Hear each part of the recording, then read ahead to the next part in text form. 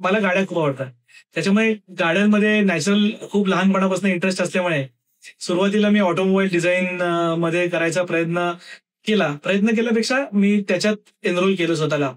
आणि माझ्या पहिल्या वर्षाला जी जुरी होती माझी किंवा पहिल्या वर्षाची जी परीक्षा होती, त्या परीक्षेमध्ये इंडस्ट्रियल डिझाईनचे एचओडी माझ्या समोर होते आणि त्या ज्युरीत म्हणले की अरे तू इंडस्ट्रियल डिझाईन कर, तुला गाड्याही बनवता येतील नंतर. तेव्हा थोडा त्रास झाला की अरे आपण मशीन्स बनवू किंवा आपण काहीतरी ऍस्थेटिक आयटम्स बनवू.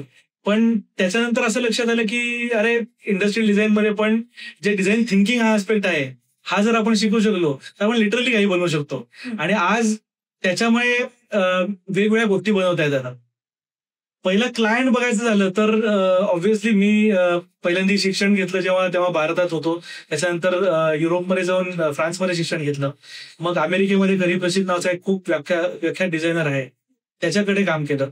त्याच्याकडे काम केल्यावरती असं लक्षात आलं की आपल्याला बऱ्यापैकी एक अंडरस्टँडिंग आलेलं आहे की डिझाईन म्हणजे काय असू शकतं आणि आपण किती डीप डाईव्ह करू शकतो याच्यामध्ये. हे जग खूपच मोठं आहे आणि या जगात आत्ताशी आपण पोहायला चालू केलंय, रादर आत्ताशी पाय बुडवलेत असं म्हणायला हरकत नाही. तर त्या जगात गेल्यावरती असं झालं की आपण करूयात, स्वतःचं काहीतरी करूयात. आणि एक जगातला one of the best studios कसा फंक्शन करतो हे फर्स्ट हँड शिकल्यामुळे ते काही गोष्टी त्यातल्या भारतात इम्प्लिमेंट करणं पण सोपं गेलं.